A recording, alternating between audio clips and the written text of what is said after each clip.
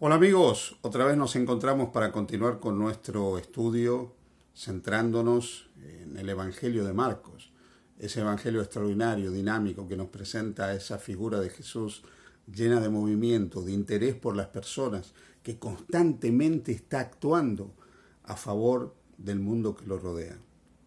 Algunos pasajes de este Evangelio y de los otros, algunos de los dichos, las expresiones, las palabras de Jesús, a veces no han sido entendidas de manera adecuada o de manera correcta. Se ha querido ver en ellos como una suerte de desapego de parte de Jesús de lo que era el núcleo de la familia de Jesús. La última parte del capítulo 3 del Evangelio de Marcos relata un momento asociado al ministerio de Jesús, y desde el versículo 31 al 35 nos dice: vinieron después sus hermanos y su madre, y quedándose fuera enviaron a llamarle, y la gente que estaba sentada alrededor de él le dijo: tu madre y tus hermanos están afuera y te buscan. Él les respondió diciendo: ¿quién es mi madre y mis hermanos? Y mirando a los que estaban alrededor de él, dijo: he aquí mi madre y mis hermanos, porque todo aquel que hace la voluntad de Dios, ese es mi hermano y mi hermana y mi madre. Es cierto que Jesús en más de una oportunidad expresó que el que quiera ser su discípulo debiera estar dispuesto a dejarlo todo y seguirle a él. Es cierto que él dijo que el que amara más madre o padre o cualquier cosa de este lado de la eternidad no podía seguirle a él. Es cierto que él también dijo: el que hace la voluntad del que me envió, de mi Padre celestial, ese es mi hermana, mi hermano, mi madre y mi padre. Pero estas palabras de Jesús debieran ser entendidas en su contexto adecuado. Debieran ser entendidas como que Él está tratando de expresar que a la hora de seguirle a Él, la preeminencia en nuestra lealtad, en fidelidad y aún en afecto tiene que ser brindada a Él. No significa esto que nosotros debemos desapegarnos o ser desafectivos con aquellas personas que forman parte del núcleo de la familia. Dios es el creador de la familia.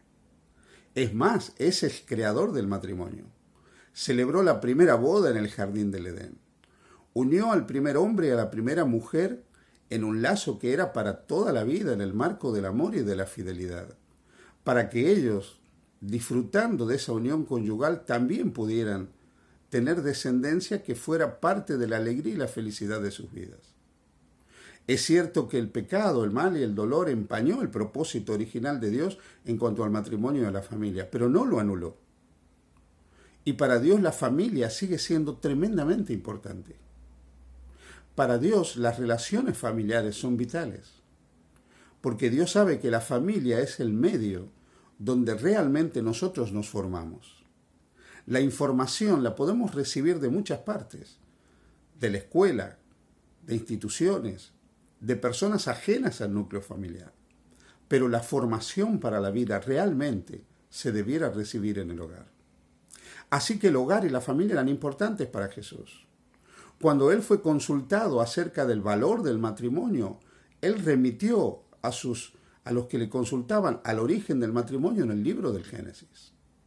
Cuando él le hablaron de los niños, él habló de que los niños tenían que estar cerca de él y no rechazó a los niños. Así que matrimonios, niños, hombres, mujeres, familias eran importantes para Jesús. Había una familia en especial donde él encontraba su solaz y su tranquilidad. La familia de Marta, Lázaro y María. Era la familia donde él encontraba serenidad y tranquilidad.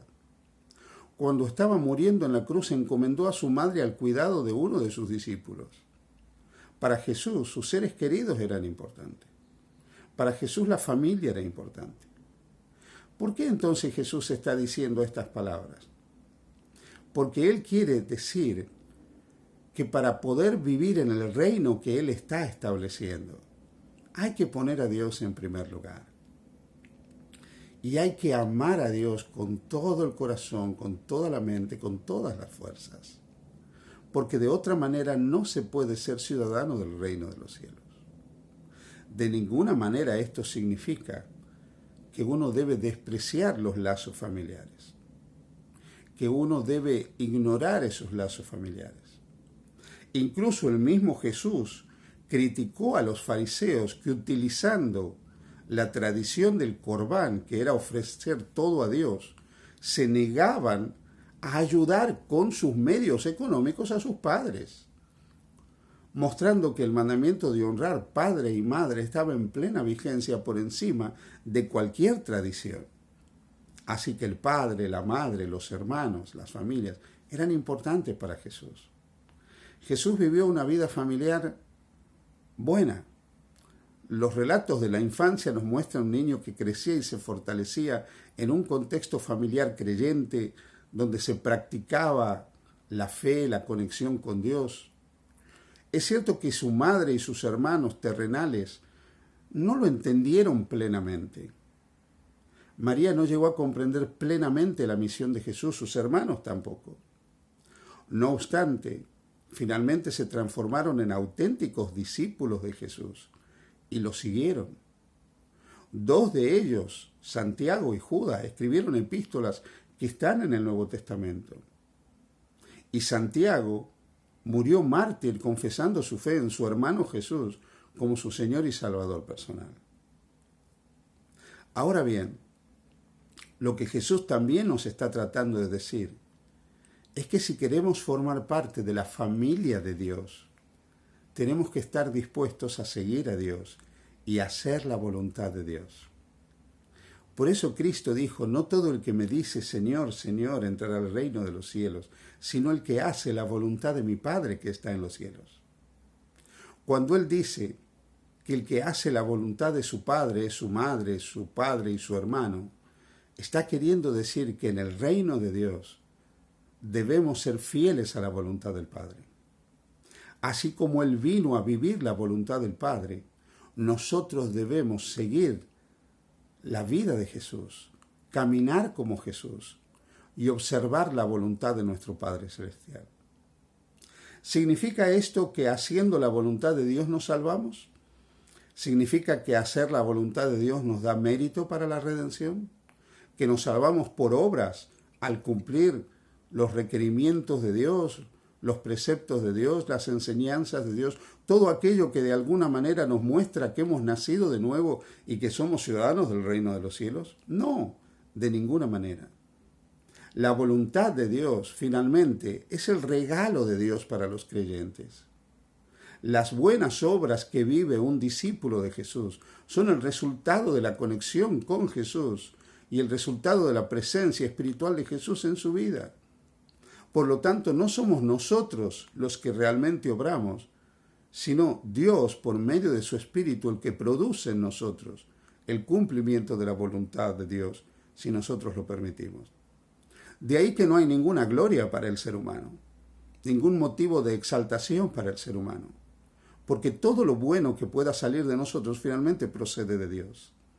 Es el regalo de Dios por seguirle a Él, por estar en comunión con Él.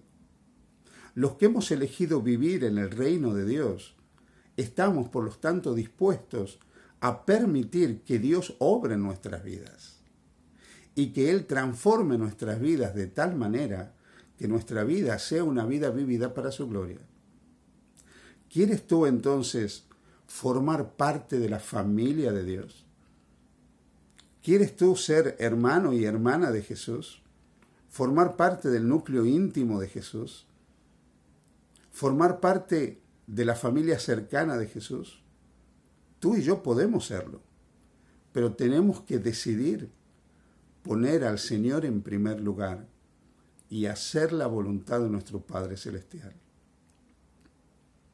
Humanamente esto es imposible. Humanamente esto es un desafío inalcanzable. Pero todo el poder del cielo está a nuestro favor si queremos ponernos del lado de Dios. Jesús dijo, toda potestad me es dada en el cielo y en la tierra. Y esa potestad de Cristo permite que Él derrame el Espíritu Santo en tu vida y en la mía para que podamos hacer la voluntad de nuestro Padre Celestial. Entrega hoy tu vida a Jesús.